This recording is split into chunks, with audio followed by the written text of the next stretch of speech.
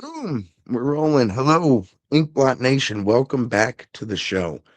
We're here this week despite a week of haters, doubters, everyone throwing their shade, saying this guy's talking out of his ass. His uncle doesn't really work for Nintendo and worked for Millennium Print Group after that. He's just making up this shit. Then, week later, we hear the news. Turns out Pokemon is now leasing a whole bunch of new print facilities. Some of them operational, possibly. Or maybe that quarter one reprint that Anon TCG was talking about is actually a real thing. I don't know about all that. That's not what my uncle told me.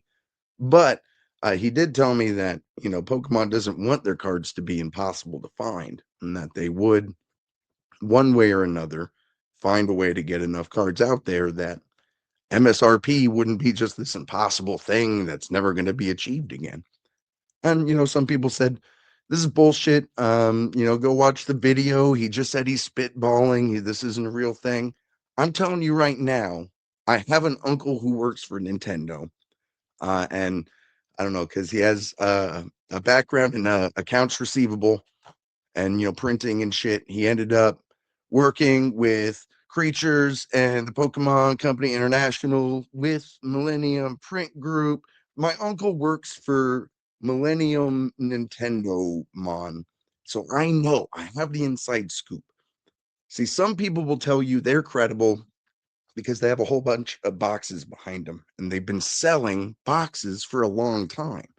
That's awesome. To me, that tells me they're very credible at selling boxes, which is awesome for them. I'm not hating. I'm a pro commerce guy. Go for it. If you look at it as an investment, you right now be looking like, oh shit, my investment has a time cost that suddenly is increasing by the very fucking moment. But I wouldn't know about all that. All I know is my uncle told me they want to reprint cards. Some people are like, "Oh, do you have any evidence, Phil, of this actually hit like Millennium? They print for like apparently pharmaceutical groups. They print for Panini. They print for, I believe, Konami. Not they don't print for any of the, as far as I understood, any of the Bandai games. They print Yu-Gi-Oh! I thought, or my uncle thought. Again, I'm not bullshitting here. This is inside information. But they've already reprinted. They've confirmed reprints. Okay, they've told you they're reprinting. They apparently haven't told you what sets and when it's all happening, but I think they kind of did. They told you we're printing to demand, which apparently has been true. The MSRP gang has been telling you there's a giant reprint just waiting on the sidelines to all flood onto the market at once. That's apparently not true. They apparently need to go lease and find more print facilities in order to meet that demand. So that's all bullshit. But it is true that they apparently want to meet the demand period. So they've gone out and leased more space. But I mean, the doubters they persisted. They're like, I need some sort of evidence. Give me something I can look at to back up this claim that any kind of reprints. Millennium Printing Group, they could be printing for also they print for Panini, they print for Yu-Gi-Oh! Pharmaceutical companies, they print for all sorts of clients. How do I know they actually are going to use this space towards printing Pokemon cards? And I said, I can try to give you some numbers. I just know what my uncle told me, bro. I just know what my uncle told me. I know if you look at like a Twilight Masquerade, for example, let me see. Can I throw this up on the Blood Owl?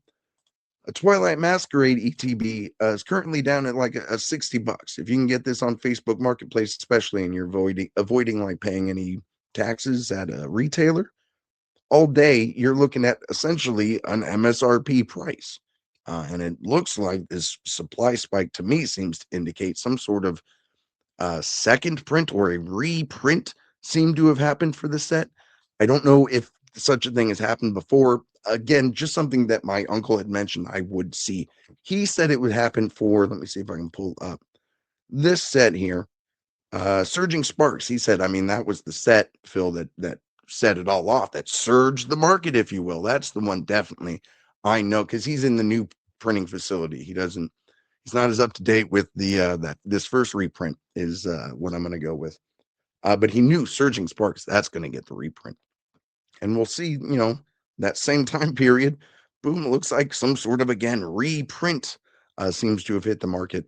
And this one, even, a lot of those Pokebro investors will tell you why. I mean, they don't have time to go back and reprint booster boxes. And again, if we look at Surging Sparks, if we look at a booster box, even here when they were doing just tiny little bits into vending machines, brought this price from like, what is it, 300 to 225, 75 fucking bucks off that's what, 25%. That's a fucking quarter of the price of Surging Sparks booster boxes off. Look at this tiny amount of volume.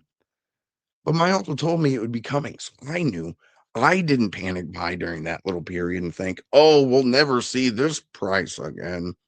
But some people might want you to think that kind of thing. I'm going to follow what my uncle's telling me. And that is, next up would be something like I don't know, a prismatic, that they've been very good about getting to market through ancillary products that aren't as investable, that aren't as easy to stack up into little organized piles, boxes. But who's to say? It's all speculation, of course, unless you have an inside source. A lot of people like to look at their, I'll pop back in, their distributors, like their inside source, right?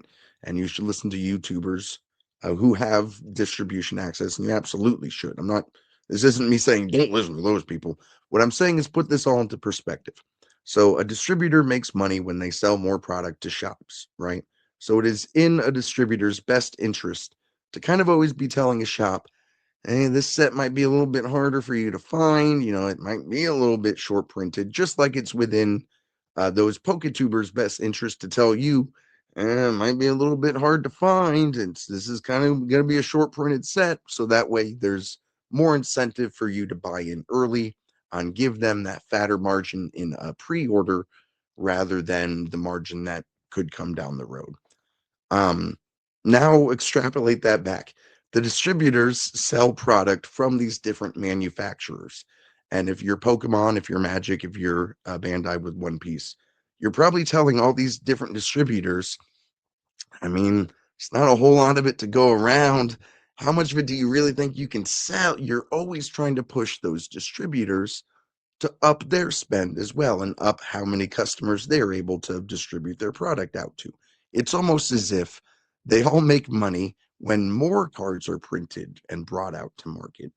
Unlike this talking point that I've heard from even people I really respect, PokeNE, I love you, but I don't know how many times I heard you say that Pokemon wants their cards hard to find.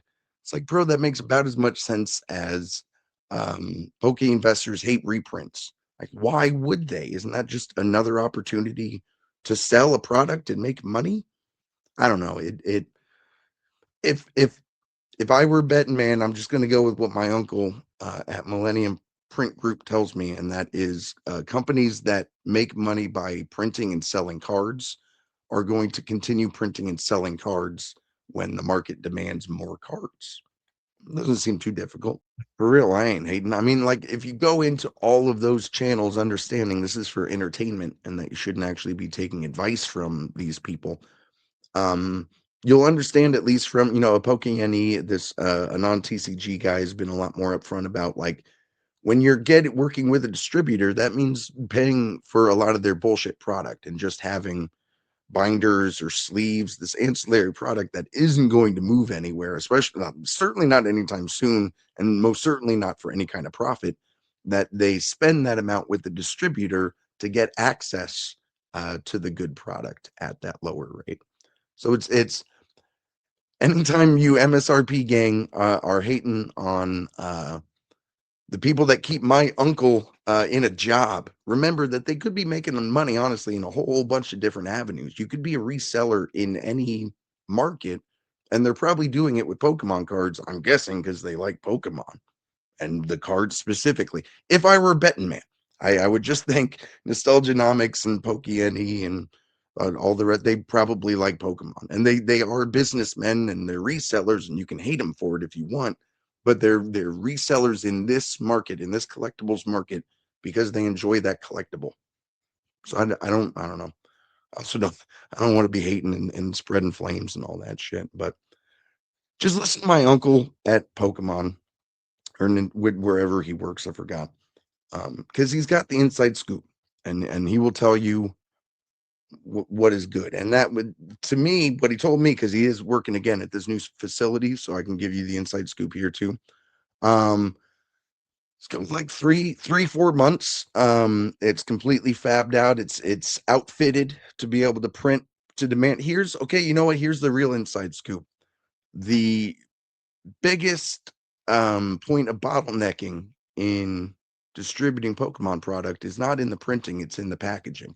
It's all these fucking SKUs that they've got to like. Think about these 3 packs, Phantasmal Flames or whatever, or it's supposed to be Mega Evolutions and it had a Phantasmal and a Spanish Phantasmal.